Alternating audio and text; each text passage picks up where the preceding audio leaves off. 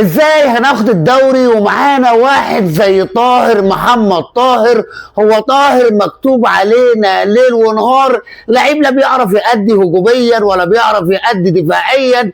اللعيبه بتاعت النادي الاهلي النهارده نازله كلها بتتفزلك على الكوره، بتتعالى على الكوره، مفيش اداء. مش دي لعيبه النادي الاهلي. مروان عثمان، طاهر محمد طاهر، بن رمضان، 3 لعيبه مش موجودين في النادي الاهلي نهائي. النهارده لازم ندي الاشاده لمروان عطيه وياسر ابراهيم وبالعبري اللي هو يعتبر كل يوم بيثبت عن التاني انه لعيب قدير، وامام عاشور شويه في الشوط الثاني، لكن تريزيجيه هو كلمه السر في النادي الاهلي. الكوره بتدي المجتهد. تريزيجيه النهارده اكتر من 5 فرص ويقدر يجيب هدف.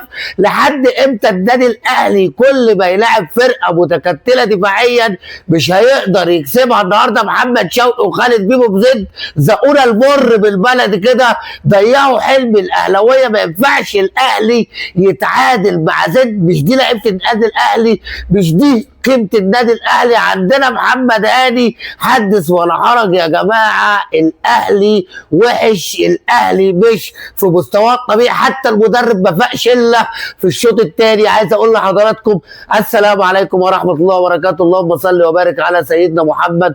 صلاه عبد قلت حيلته ورسول الله وسيلته، فرج عنا ما نحن فيه بسر بسم الله الرحمن الرحيم. اهلا بكم احبائي واعزائي عشاق الكره مع محترم في فيديو جديد. لكن قبل ما اتكلم عن المسرحيه اللي حصلت النهارده في مباراه الاهلي، عايزك تعمل لايك وشير ومتابعه عشان الفيديو يوصل لاكبر عدد متابعين. النهارده خيبه ووكسه للنادي الاهلي وجماهيره ان الاهلي بيتعادل مع زد 1-1 ويصبح 37 نقطه ل4. دلوقتي 37 بيراميدز والزمالك والاهلي وسيراميكا، وبيراميدز والزمالك هيلاعبوا بعض. هنشوف المباراه هترسي على ايه. بس الاهلي لا يلومن الا نفسه عن تفضل تضيع نقط مع فرق المفروض في انها في المتناول، ونرجع في اخر الدوري نعيط على الدوري كده. احنا هنقلق من مباراه طلائع الجيش، هنقلق من مباراه المقاولين العرب، والمدرب اللي كل يوم الكيرف بتاعه بينزل درجه درجه.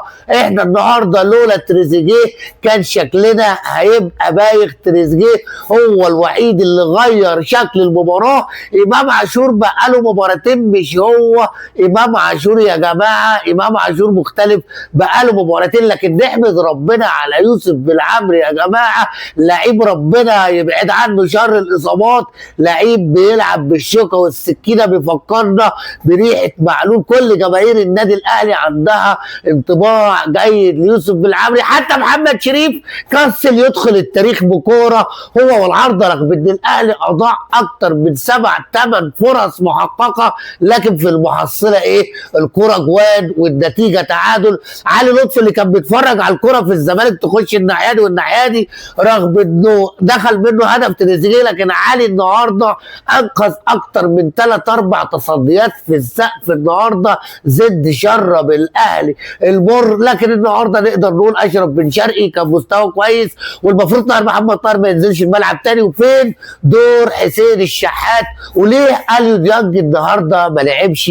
ليه المدرب بيضحي؟ وزي ما قلنا وبنعيد، اللي ما يلعبش ديانج يمشي، يبقى فكره غلط. لكن في الاخر لازم اقول انك تنتمي للنادي الاهلي ده شرف، انك تشجع النادي الاهلي ده فخر. عايز اقول لك في النهايه انك تصلي على النبي، وفي الكره مع محترم مفيش حاجه هتفوتك.